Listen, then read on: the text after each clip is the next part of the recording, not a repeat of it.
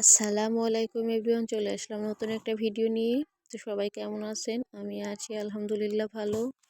তো আমি আজকে মাছের কালো জিরা আর রসুনের কোয়া দিয়ে মাছের অসাধারণ একটা রেসিপি করব। তো দয়া করে সম্পূর্ণ ভিডিওটি লাইক দিয়ে সম্পূর্ণ দেখে তারপর একটা কমেন্ট দেবেন। তো এখানে কি একটা মাছের নামটা তো যাই হোক, মাছটা অনেকটা বড় ছিল। এখন মাছটা আমি রান্না করব। তো এখানে কাঁচামরিচ, পেঁয়াজ আর রসুন নিয়ে নিয়েছি। তো এগুলা আমি ব্লেন্ডার একটু ব্লেন্ড করে নেব। আর এখানে মাছটা কেটে আমি একটু ছোট করে কেটে নিয়েছি যাতে মশলাগুলো ভালোভাবে ঢোকে। মাথাটাও একটু দুই টুকরা করে নিয়েছি, কারণ মাছের ভিতর কিন্তু যত বড় রাখবেন ওর ভিতরে কিন্তু মশলা যেতে খুবই অসুবিধা হয়। আমি সবসময় একটু মাছগুলো ছোট সাইজ করে কাটার চেষ্টা করি। তো এখানে মাছ আমি পরিমাণ মতো নিয়ে নিয়েছি। আর এটার মধ্যে এখন হলুদ আর লবণ দিয়ে একটু মেখে সাইডে রেখে দিব। তো এই যে সুন্দর করে আমি হাত দিয়ে মেখে নিচ্ছি। তো এখানে চাইলে আপনার মরিচের গুঁড়োও দিতে পারেন। তো প্রিয় আপু ভাইয়ারা যে যেখান থেকে ভিডিওটি দেখা শুরু করেছেন, রিকোয়েস্ট থাকবে একটা লাইক দিয়ে আমার ভিডিওটি সম্পূর্ণ দেখে যাবেন।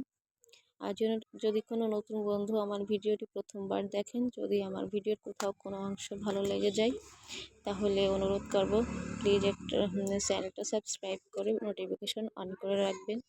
আর যদি আপনার চ্যানেল থাকে অবশ্যই কমেন্ট অনুযায়ী আপনার সঙ্গে দেখা করে আসবো ইনশাল্লাহ। তো এখানে আমি মাছগুলো কিছুটা মাছ আমি ভেজে নিব। কড়াই গরম করে তেল দিয়ে দিয়েছিলাম, তেলটাও বেশটা গরম হয়ে গেছে।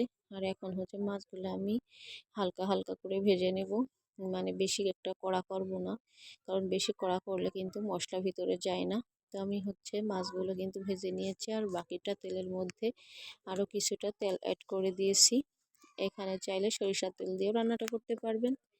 তো আমি সাদা তেল দিয়েই করলাম। তো এখানে প্রথমে পাঁচ ফোড়নটা দিয়ে দিলাম। পাঁচ ফোড়নটা দিয়ে যে ব্লেন্ডারে টমেটো দিয়ে মরিচ, পেঁয়াজ আর কাঁচামরিচের যে একটা পেস্ট করে রেখেছিলাম ওটা আমি দিয়ে দিলাম। তো ওটা দিয়ে ভালো করে নেড়ে চেড়ে মিক্সড করে নিব। তো এভাবে মাছটা রান্না করলে অনেক ভালো লাগে খেতে। তো এখানে জিরা বাটাটা আমি পাটায় বেটে নিয়েছিলাম। তো পাটায় বাটা জিরাটা আমি এখন দিয়ে দিলাম। দিয়ে মশলাটা একটু ভালো করে নেড়ে চেড়ে কিছুক্ষণ কষিয়ে নেব। আর তার মধ্যে দিয়ে দেবো এখন কালারের জন্য হলুদ গুঁড়া, প্রয়োজন মতো লবণ। তো এগুলা দিয়েও আমি সুন্দরভাবে মিক্সড করে নিচ্ছি। তো এখন আমি সুন্দরভাবে সব কিছু মিশিয়ে নিই। বেশ অনেকটা বলক উঠে গেছে। আর এই পর্যায়ে কিছু রসুনের কোয়া দিয়ে দিলাম। তো এখানে বলেছি আস্ত রসুনের কোয়া আর কালো জিরা দিয়ে মাছের অসম্ভব মজার একটা রেসিপি। তো সম্পূর্ণ রেসিপিটি দেখলেই বুঝতে পারবেন। তো এখানে কিন্তু কালো জিরা আর রসুনের কোয়া আমি অ্যাড করে দিয়েছি। এখানে চাইলে আপনারা কম বেশি করতে পারেন। তো এইভাবে রান্না করলে সত্যি অনেক ভালো লাগে। একঘেয়েমি মাছের রান্না কিন্তু আমাদের সবসময় খেতে ভালো লাগে না। তো একটু ভিন্নতা আনলে আমাদের কিন্তু সব রান্নাই ভালো লাগে। পর্যায়ে আমি মরিচের গুঁড়া দিয়ে দিলাম। মরিচের গুঁড়াটা একটু কালারটা চেঞ্জ হয়ে গেছে, এটা ভাঙানোর সময় একটু সমস্যা হয়ে গেছিলো, এজন্য। তারপরেও এখন কি আর করা, যাই হোক, এটা এখন আমি একটু একটু করে খেয়ে শেষ করতে হবে। তো যাই হোক, এই যে সুন্দরভাবে কিন্তু মশলাটার সঙ্গে আমি মরিচের গুঁড়াটাও মিক্সড করে নিয়েছি। আর মাছগুলো একটু সাবধানে সাবধানে নেড়ে চেড়ে দিচ্ছি, কারণ মাছগুলো যেন ভেঙে না যায় সেদিকে খেয়াল রেখে। তো এই যে ভালো করে কিন্তু বলক উঠিয়ে এনেছি। আর এই পর্যায়ে একটু ধনিয়ার পাতা দিয়ে দিলাম। তো ধনিয়ার পাতাটা কিন্তু দেওয়ার পরে কালারটা কিন্তু অনেক সুন্দর দেখাচ্ছে, সবুজ দিয়ে মিক্সড হয়ে গেছে কালারটা। তো এখন তো এই যে আমি কিন্তু অনেক সাবধানে মাছগুলা একটু পরে পরে নিয়ে দিচ্ছি যাতে নিচে লেগে না যায় সেদিকে খেয়াল রেখে। তো যারা ভিডিওটি দেখছেন ধৈর্য সহকারে তাদেরকে জানাই অসংখ্য ধন্যবাদ, অনেক ভালোবাসা রইল আমার পক্ষ থেকে। তো এভাবে একবার হলেও ট্রাই করবেন মাছের রেসিপি কালো জিরা দিয়ে আর রসুনের কোয়া দিয়ে, খুব ভালো লাগবে খেতে, না খেলে বুঝবেন না। তো দেখেন মাছের কিন্তু উপর দিকে তেল উঠে আসছে। আর এই পর্যায়ে কিন্তু আমি আবারও খুন্তিটা নিচ দিকে দিয়ে একটু নিচের দিকটা ভালো করে নেড়ে দিচ্ছি যাতে পুড়ে না যায়। তো এই পর্যায়ে আমি আরও কিছুক্ষণ এভাবে রেখে দিয়ে মানে মশলাটা সুন্দরভাবে কিন্তু আমার মাছের ভিতর চলে যাবে একটু বেশি যদি কষাই। তো এখানে কিন্তু আমি এই জন্য এভাবে একটু মানে আস্তে আস্তে জাল করে নিচ্ছি।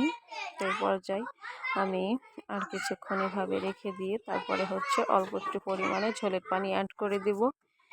তো প্রিয় আপুরা অনেকেই ভিডিও দেখেন, লাইক দিতে কিন্তু মনে থাকে না বা ইচ্ছা করে দেন না, জানি না। তো যাই হোক, রিকোয়েস্ট করতেছি আবারও যে আমার ভিডিওটা লাইক দিয়ে শেয়ার অপশনে চাপ দিয়ে প্লিজ আমার ভিডিওটি শেয়ার করে দিবেন। তো এখানে হচ্ছে আমি পরিমাণ মতো পানি নিয়েছি, কারণ এখানে বেশি একটা ঝোল রাখবো না, এই জন্য হচ্ছে অল্প একটু পরিমাণেই পানি দিয়ে দিলাম।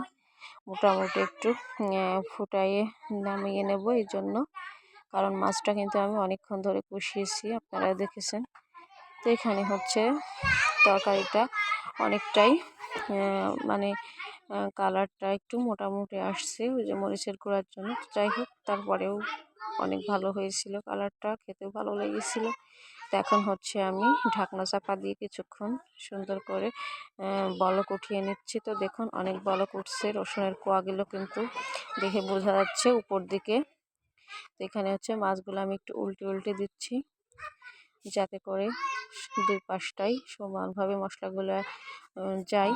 তো এটা একটু সাবধানে করতে হবে, না হলে কিন্তু মাছগুলো ভেঙে যাবে। তো এই যে আমি মানে অনেকটাই কিন্তু আমার তরকারিটা অনেকক্ষণ ধরে কিন্তু রান্না প্রায় হয়ে এসেছে। তো এই পর্যায়ে হচ্ছে আমি স্বাদের ব্যালেন্স ঠিক রাখার জন্য সামান্য একটু পরিমাণে কয়েক দানা চিনি দিয়ে দিলাম। এটা অপশনাল, আপনারা না চাইলে না দিতে পারেন। তো আমি ভাবলাম একটু দিলে ভালো লাগবে খেতে, এর জন্য দিয়ে দিলাম। ভালো লাগে খেতে সত্যিই। যাই হোক, আমি ওটা দিয়ে আবারও খুন্তি দিয়ে একটু চেপে চেপে নেড়ে দিচ্ছি। তো এই যে আমার মাছের কালারটাও সুন্দর আসছে, আবার রান্নাটাও কিন্তু অনেকটা হয়ে আসছে, ঝোলটা অনেকটা গাঢ় হয়ে গেছে। তো এখানে আরেকটু ওই যে সুন্দর করে বলক করে নিচ্ছি, যতক্ষণ ধরে মানে ঝোলটা একেবারে মাখা মাখা না হয় ততক্ষণ আমি জাল করে নিচ্ছি। তো প্রিয় আপুরা যারা ভিডিওটি দেখতে দেখতে এই পর্যায়ে চলে এসছেন, তাদেরকে জানাই অনেক ধন্যবাদ আর অনেক ভালোবাসা রইল আমার পক্ষ থেকে। আমি আপনাদের কমেন্ট অনুযায়ী ইনশাল্লাহ বুঝতেই পারতেছেন। তো যাই হোক, আমার তরকারিটা কিন্তু হয়ে এসেছে। এই পর্যায়ে হচ্ছে একবারে একটু সামান্য গুঁড়া মশলা দিয়ে দিলাম, জিরার গুঁড়া। তো এটা দিয়ে হচ্ছে আমি একটু মিশিয়ে নিচ্ছি হালকা করে। তো আপুরা আমার রেসিপিটি কেমন লাগলো অবশ্যই কমেন্টে জানাবেন। এত সহজ রান্না। এখানে হচ্ছে রসুনের কোয়াগুলো একবারে গলে গেছে, সুন্দর আরেকটা ফ্লেভারও আসছে। তো আমি এখন এই পর্যায়ে তরকারিটা নামিয়ে নেব। তো নামিয়ে নিয়ে হচ্ছে আমি তরকারিটা এখন পরিবেশন করে নেব। তো একটা বাটি নিয়ে নিয়েছি, এখন হচ্ছে আমি তরকারিটা বাটিতে উঠিয়ে আপনাদেরকে দেখাবো কতটা সুন্দর আর লোভনীয় হয়েছিল আমার মাছের রেসিপিটা। একবার হলেও এভাবে ট্রাই করবেন। আর যারা অলরেডি করে ফেলেছেন আমার মতো এভাবে, তারা তো অবশ্যই বুঝতেই পারতেছেন কতটা মজার লাগে এই তরকারিটা। তো দেখুন, রসুনের কোয়া আর মাছ। আসসালামু আলাইকুম, আল্লাহ হাফেজ।